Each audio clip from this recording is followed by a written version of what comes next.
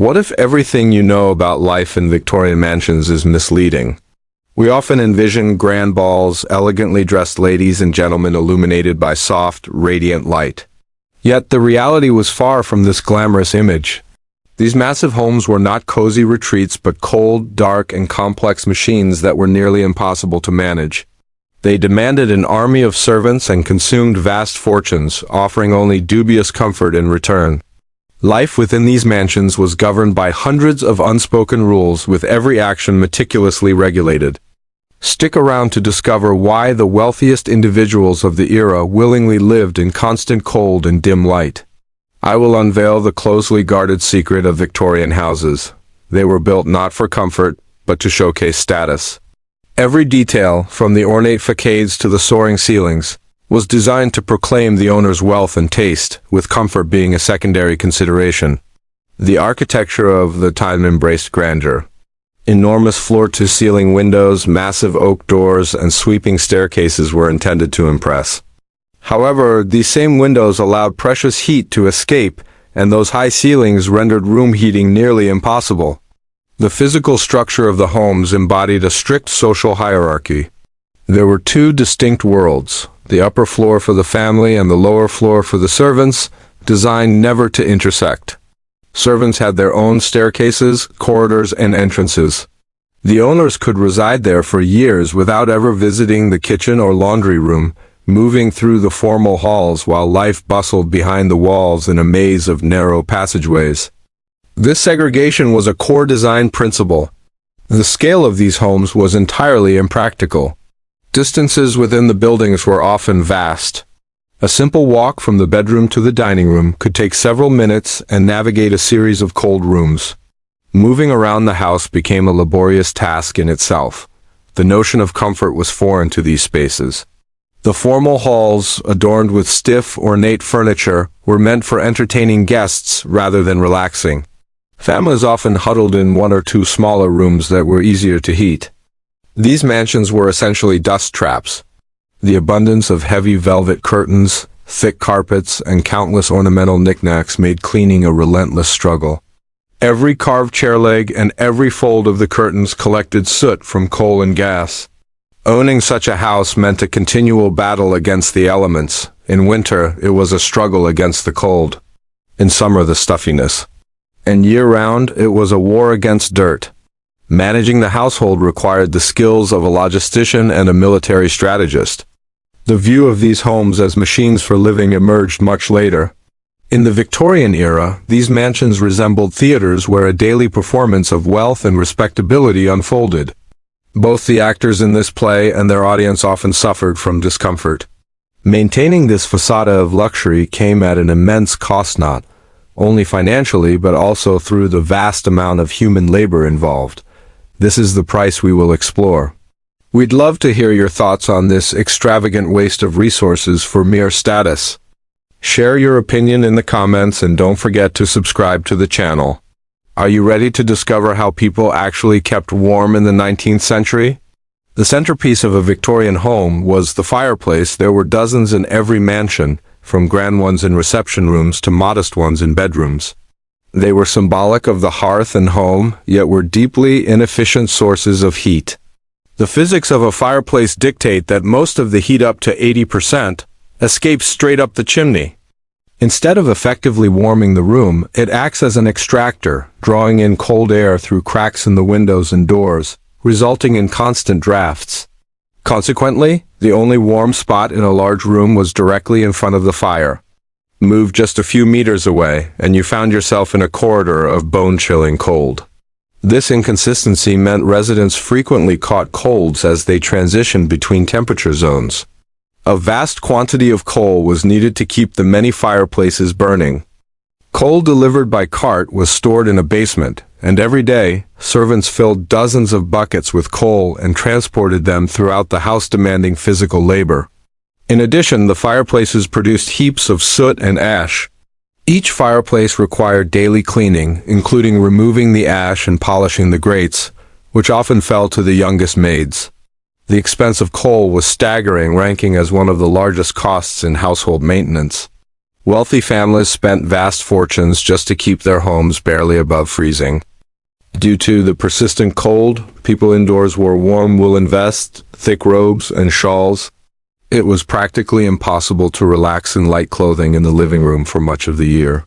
Bedrooms were especially frigid, often poorly heated or heated not at all. Mornings frequently saw the water and wash jugs covered with a crust of ice, and residents had to climb into cold, damp beds.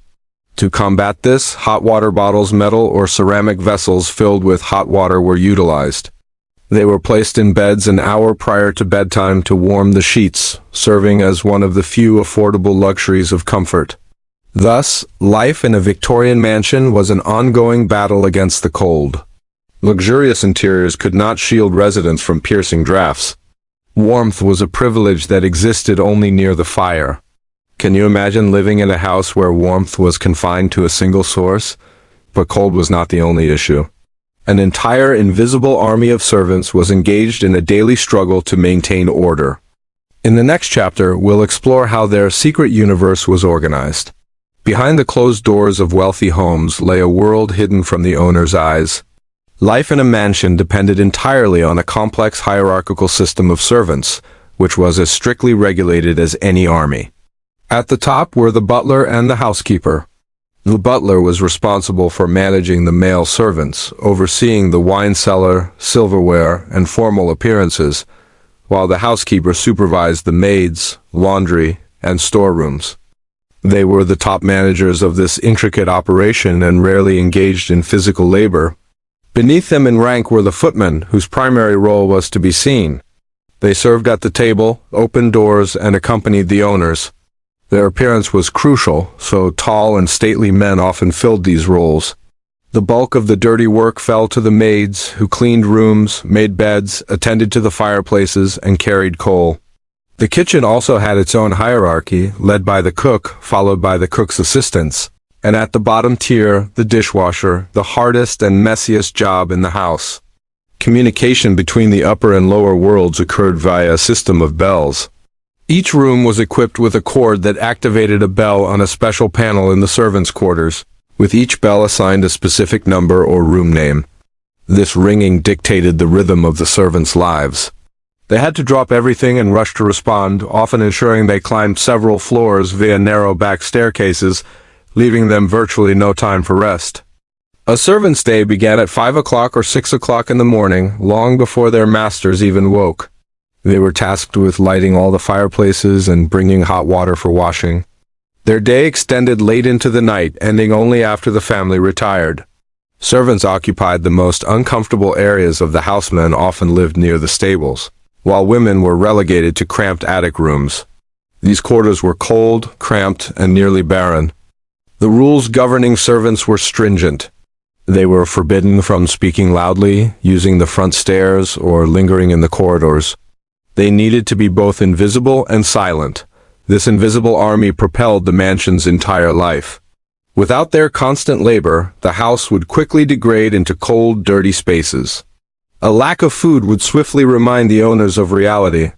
If you're intrigued by this topic and wish to learn more about the behind-the-scenes history, please like this video. What if I told you that much of what you envision about the bright Victorian era is unfounded? In reality, it was an age characterized by semi-darkness. Victorian interiors were notably dim, dominated by heavy, dark wallpaper, massive mahogany furniture, and thick curtains that absorbed light. Before electricity became widespread towards the end of the era, homes relied on three primary sources of light. The oldest and most costly were wax candles, used mainly in formal halls during balls and receptions for their even light and minimal smoke. Cheaper tallow candles were reserved for servant quarters and kitchens. They provided very dim light, generated significant smoke, and emitted a displeasing odor. These were uncomfortable to use but deemed necessary. Gas lighting marked a true breakthrough. Gas horns were mounted on walls and ceilings, illuminating spaces far brighter than candles. This enabled evening receptions and prolonged active hours. However, gas lighting came with substantial drawbacks. Gas leaks posed grave dangers, and open flames combined with fabric lampshades and curtains frequently ignited catastrophic fires. Additionally, gas burning was dirty, resulting in soot that coated walls, ceilings, and furniture. Rooms illuminated by gas required annual whitewashing, and curtains and upholstery needed constant cleaning. Moreover, gas lamps depleted the oxygen in the room. After several hours of bright lighting, the air became stale and oppressive, often leading to headaches and general malaise among guests. Maintaining gas lamps was yet another daily chore. Servants had to clean soot from the glass shades and ensure the nozzles were functioning properly. This work was tedious and unclean. Even the light emitted was not what we would recognize today. It was harsh, hissing, and inconsistent. Uniform, soft lighting throughout the space was a distant dream. As such, even in the wealthiest homes, dimness reigned. Residents lived in an environment of deep shadows, where reading or performing needlework in the evening required considerable effort. Have you ever considered how challenging it was to simply read a book under such conditions? In the next chapter, we'll explore how these Victorian homes managed another essential aspect: water and hygiene. Running water, as we know it today, was a luxury, even in the mid-Victorian era. Having running water in a household was already deemed a sign of affluence. Most mansions still relied on water that was delivered with great difficulty. Initially, water had to be manually pumped from a well in the yard and then carried in buckets throughout the house. This was one of the most physically demanding tasks, mainly performed by junior servants. Over time, more sophisticated systems developed, introducing hand or steam pumps in the basement that would convey water into a large tank in the attic. Gravity then allowed the water to flow to several taps, typically located in the kitchen and laundry room. Hot water was an even more significant luxury, originating from a boiler integrated into the kitchen stove. This boiler could provide hot water for the kitchen and, at best, one bathroom. Taking a bath was a considerable endeavor, requiring a portable copper tub to be set up in the bedroom. Servants would ferry heavy buckets of hot water from the kitchen to the bedrooms. After the master or mistress bathed, the used water had to be scooped out and removed bucket by bucket, turning daily hygiene into a complex logistical challenge. The advent of dedicated bathrooms was revolutionary. Initially, they were merely converted dressing rooms with newly installed pipes. Having a fixed bathtub and sink was considered the pinnacle of modern convenience. The first flush toilets, or water closets, began appearing in affluent homes as well. They were bulky, noisy, and often unreliable, installed with caution due to fears of leaks and unpleasant odors. Given the plumbing issues, many bedrooms still featured wash basin sets, consisting of a water jug and basin. In the morning, a servant would bring hot water for washing, and by evening, they would remove the used water. Despite the introduction of flush toilets, chamber pots remained in active use, stored in special cabinets in each bedroom, and it fell to maids to clean them as part of their morning duties. Are you ready for a shocking truth regarding cleanliness?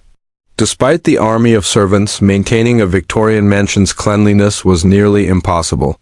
The primary enemy was the soot from coal-burning fireplaces and gas lighting, which layered surfaces with a thin, greasy black film.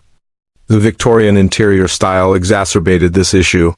An affinity for rich finishes meant an abundance of carved furniture, stucco moldings on ceilings, and heavy curtains that served as perfect dust collectors. Floors were typically covered with thick carpets that absorbed dirt dragged in from the street along with soot. Vacuum cleaners had not yet been invented, and the only cleaning method was manual. Maids would scrub carpets with brushes while kneeling. Several times a year, carpets were taken outdoors and beaten with special batters, a laborious task requiring significant physical strength.